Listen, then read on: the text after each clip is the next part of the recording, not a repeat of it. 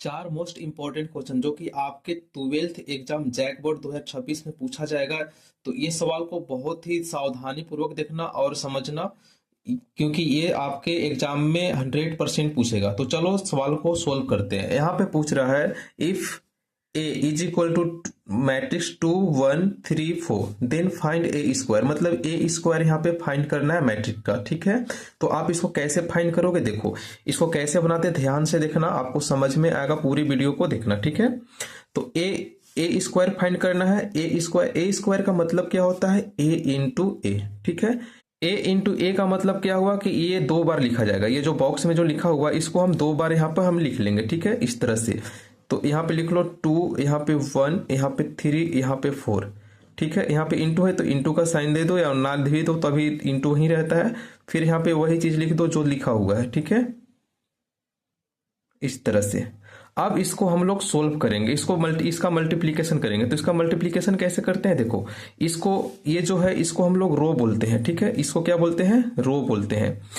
और इसको क्या बोलते हैं, कॉलम, ठीक है। इसको क्या बोलते हैं, कॉलम, ठीक है। तो इसका मल्टीप्लीकेशन कैसे होगा, देखो पहले रो से पहले कॉलम में हम इसका मल्टीप्लीकेशन करेंगे, ठीक है। देखो जैसे 2, यहाँ पे रो में क्या लिखा हुआ है 2, यहाँ पे रफ कर लेते हैं। यहाँ पे देखो इसमें इस रो में क्या है 2 और 3 है, 2 और 3 लिख लो, ठीक है। और इस कॉलम में क्या है, यहाँ भी 2 1 है। अब इसका मल्टीप्लीकेशन कैसे करते हैं, इस 2 से इस 2 में गुना करेंगे तो 2 दूना कितना होता है 4। आप यहाँ पे 4 लिख लोगे।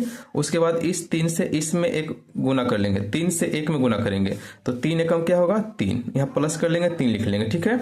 अब देखो इसका पहले रो से सेकेंड कॉलम में गुना करना है। सेकेंड कॉलम में गुना करने के लिए क्या करेंगे, इस वाले से इस वाले में गुना करेंगे। तो पहले से पहला में गुना करेंगे तो 2 तिया कितना होता है 6, यहाँ पे 6 लिख लेंगे। उसके बाद प्लस का चिन्ह लगाते हैं। उसके बाद 3 से इसमें गुना करो तो 3 चौका कितना होता है 12, यहाँ पे 12 लिख लीजिए, ठीक है। उसी तरह सेकेंड रो से फर्स्ट वाले कॉलम में गुना करेंगे तो 1 से 2 में गुना करेंगे तो 2 मिलेगा, 2 लिख लेंगे, प्लस 4 से 1 में गुना करेंगे तो 4 1 जा 4, यहाँ 4 लिख लेंगे, ठीक है। उसी तरह सेकेंड रो से सेकेंड कॉलम में गुना करेंगे, ठीक है। तो 1 से 3 में मल्टीप्लीकेशन करेंगे तो 3 1 जा 3 हो जाएगा, प्लस 4 से 4 में मल्टीप्लीकेशन करेंगे तो क्या मिलेगा 4 4 जा 16, यहाँ पे 16 लिख लेंगे। उसके बाद ये मैट्रिक्स का चिन्ह लगा लेंगे, ठीक है। अब इसको जोड़ लीजिए, इसको जोड़ेंगे तो क्या मिलेगा 4 और 3 7।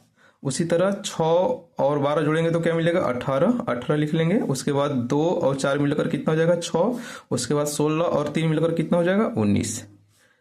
इस तरह से इस सवाल को बहुत ही आसानी से बना सकते हैं। ये आपके बोर्ड एग्जाम में पूछा गया है, 2014 और 20 में पूछा गया है। तो हो सकता है इस बार भी पूछेगा, तो इस सवाल को ध्यान से देख लेना, ठीक है। अब चलते अगले क्वेश्चन की ओर। तो सेकेंड क्वेश्चन है if A is equal to matrix 4 1 2 3 find A inverse. तो यहाँ पे क्या करना है, ए इनवर्स फाइंड करना है। तो इसको कैसे बनाएंगे, तो देखो कोई भी मैट्रिक्स का डिटर्मिनेंट या ए इनवर्स कैसे फाइंड करते हैं ये आपको पता होगा। आपको इसका फॉर्मूला पता होगा, A inverse is equal to 1 upon determinant of A into adjoint A, ठीक है। ये फॉर्मूला पे आपको बनाना रहता है, ठीक है। ए इनवर्स निकालने के लिए तो सबसे पहले हम क्या निकालेंगे, डिटर्मिनेंट ऑफ ए, ठीक है। तो डिटर्मिनेंट ऑफ ए निकालने के लिए आपको क्या करना है कि 4 में 3 को मल्टीप्लीकेशन करना है, ठीक है। इससे इसको मल्टीप्लीकेशन करना है तो 4 3 जा कितना हो जाता है 12, यहाँ पे 12 लिख लेंगे, माइनस यहाँ पे माइनस लिखते हैं। उसके बाद 2 से 1 में मल्टीप्लीकेशन करते हैं तो 2 1 जा 2 हो जाएगा। अब determinant of A is equal to क्या हो जाएगा 12 माइनस 2 इज इक्वल टू 10, ठीक है।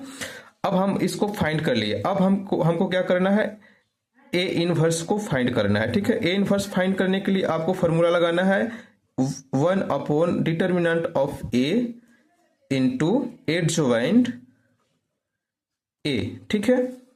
अब यहां पे लिखो 1 अपॉन डिटर्मिनेंट ऑफ ए की आया है 10 आया है तो 10 लिख लेंगे, इंटू अब देखो एडजॉइंट कैसे फाइंड करते हैं आपको पता होगा। एडजॉइंट फाइंड करने के लिए कि कैसे इसको फाइंड करते हैं, ठीक है। इधर रफ कर लेते हैं। देखो डिटर्मिनेंट फाइंड करने के लिए ये जो डायगोनल एलिमेंट्स होते हैं ना, इसका नंबर को हम चेंज कर लेते हैं, ठीक है, एक्सचेंज कर लेते हैं। 3 को यहाँ लिख देते हैं, 4 को यहाँ लिख लेते हैं, ठीक है। जैसे यहाँ पे 4 है तो यहाँ पे क्या लिख लेंगे 3, और यहाँ पे 3 है तो यहाँ पे क्या लिख लेंगे 4, ठीक है।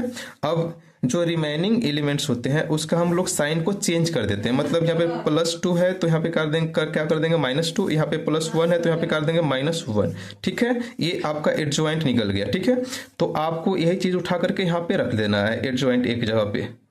तो यहाँ पे लिख लेंगे मैट्रिक्स 3 -1 -2 +4। ठीक है, ये आपका ये इनवर्स निकल गया। इस तरह से सवाल को बहुत ही आसानी से बना सकते हैं। अब चलते हैं अगले क्वेश्चंस की ओर।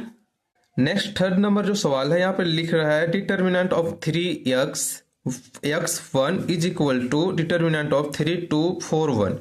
फाइंड क्या करना है आपको, x का वैल्यू फाइंड करना है। तो चलिए इसको भी सोल्व कर दे। ठीक है, तो डिटर्मिनेंट फाइंड करने के लिए आपको क्या करना है कि इस वाले नंबर को इस वाले नंबर के साथ मल्टीप्लीकेशन करना है। तो इसको सॉल्यूशन करते हैं, चलिए डायरेक्ट करते हैं। 3 1 जा क्या हो जाएगा 3, यहाँ पे 3 लिख लेंगे, उसके बाद माइनस का चिन्ह लगाते हैं तो माइनस का चिन्ह लगा देंगे। x से x में मल्टीप्लीकेशन करेंगे तो x² हो जाएगा। ठीक है, उसके बाद ये इसका काम खत्म। उसके बाद यहाँ पे क्या चीज का चिन्ह है, इक्वल का, तो इक्वल का चिन्ह दे दो। ठीक है, अब इसके बाद इसको फाइंड कर दे। ठीक है, तो इससे इसको मल्टीप्लीकेशन करेंगे तो 3 1 जा क्या हो जाएगा 3, आप यहाँ लिख लेंगे। उसके बाद 4 2 जा कितना हो जाएगा 8, यानी यहाँ पे माइनस क्या लिख लेंगे 8। ठीक है, अब इसको सॉल्यूशन करते। ठीक है, तो आप यहाँ पे देख सकते हैं कि बराबर के दोनों तरफ ये प्लस में है और ये भी प्लस में है, मतलब 3 3 प्लस में है, तो इसको हम कैंसिल कर सकते हैं। ठीक है, कैंसिल कर देंगे तो क्या बचेगा -x² इज इक्वल टू -8। ठीक है, अब देखो माइनस माइनस दोनों तरफ है तो माइनस माइनस को भी कैंसिल कर सकते हैं। अब क्या बचा x² इज इक्वल टू 8। अब यहाँ से स्क्वायर को हटाएंगे तो स्क्वायर हटाने के बाद क्या मिलता है हमको, रूट मिलता है। तो यहाँ पे रूट में क्या हो जाएगा 8। ठीक है, अब देखो इसको फाइंड करो, x इज इक्वल टू √8 को फाइंड अलग करेंगे तो √8 का मतलब क्या होता है 2 × 2 × 2। ठीक है, तो 2 बाहर निकल जाएगा, 2 को बाहर निकालो, रूट में क्या बचेगा 2, यानी x का वैल्यू क्या मिल जाएगा 2। इस तरह से सवाल को बहुत ही आसानी से बना सकते हो। ये 2016 17 और 23 में पूछा गया सवाल है।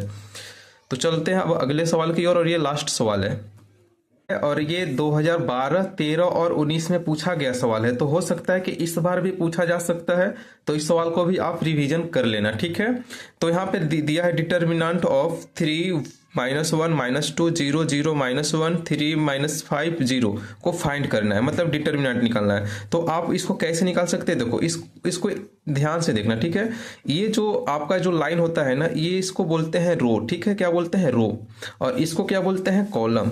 क्या बोलते हैं कॉलम। ठीक है, तो हम पहले R1 को लेकर के चलेंगे यहाँ पे। ठीक है, R1 को फाइंड करते हैं। ठीक है, R1 से निकालोगे तो फाइंड हो जाएगा आपका जो भी है, आपका डिटर्मिनेंट निकल जाएगा। ठीक है, तो देखो यहाँ पे क्या करना है, R1 में सबसे पहले क्या है 3 है, यहाँ पे क्या लिखा हुआ है 3, तो आप यहाँ पे 3 को पकड़ लो। ठीक है, अब 3 वाले रो और कॉलम दोनों को बंद कर दो, मतलब इसको ऐसे बंद कर दो और इसको ऐसे बंद कर दो, तो क्या बचेगा आपके पास 0 -1 -5 0। अब 0 से 0 में मल्टीप्लीकेशन करोगे तो क्या मिलेगा आपको 0, यहाँ पे 0 लिख लो। ठीक है, अब यहाँ पे माइनस का चिन्ह देना होता है। ठीक है, तो माइनस का चिन्ह लगा लो, माइनस और माइनस मिलकर ये प्लस हो जाएगा, 5 एकम 5 हो जाएगा, तो यहाँ पे 5 लिख लेंगे। ठीक है, उसके बाद यहाँ पे क्या का चिन्ह लगाते हैं, माइनस का चिन्ह लगाते हैं, तो माइनस का चिन्ह लगा लेंगे। ठीक है, उसके बाद रो में चल रहे हैं तो रो पहले, उसके बाद क्या है -1 है। ठीक है, तो -1, ये -1 और ये माइनस मिलकर क्या हो जाएगा प्लस, तो आपको यहाँ पे लिख देना है प्लस, यहाँ पे हो जाएगा 1। ठीक है, 1 को पकड़ के चल रहे हैं तो 1 वाले को छुपा दो, इस तरह से छुपा लेंगे। क्या क्या मिला आपके पास 0 मिला, 3 मिला, उसके बाद -1, उसके बाद 0, यानी 0 से 0 में मल्टीप्लीकेशन करेंगे तो 0 मिलेगा।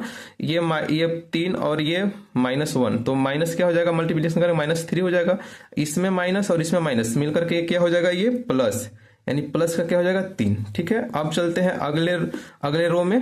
ये रो ये अगला नंबर क्या है -2। ठीक है, यहाँ पे क्या लगाना है माइनस, तो आप यहाँ पे माइनस लगा लेंगे, माइनस और ये प्लस मिलकर क्या हो जाता है माइनस। ठीक है, आप यहाँ पे -2 लिख लोगे, उसके बाद यहाँ पे ब्रैकेट दोगे। अब इसको यहाँ पे बंद कर दो, ये 2 वालों को बंद कर लो सामने को। अब बचेगा क्या 0 0 3 -5। ठीक है, इसको मल्टीप्लीकेशन करो तो -5 से 0 में मल्टीप्लीकेशन करेंगे तो 0 मिलेगा। ठीक है, उसके बाद यहाँ पे माइनस का साइन होता है तो माइनस का साइन लगा देंगे। ठीक है, 3 से 0 में मल्टीप्लीकेशन करेंगे तो 0 मिलेगा। ठीक है, अब इसको सोल्व करते हैं। चलिए, ये 3 हो जाएगा, ये इससे इसको माइनस करेंगे तो क्या मिलेगा -5 मिल जाएगा। ठीक है, उसके बाद +1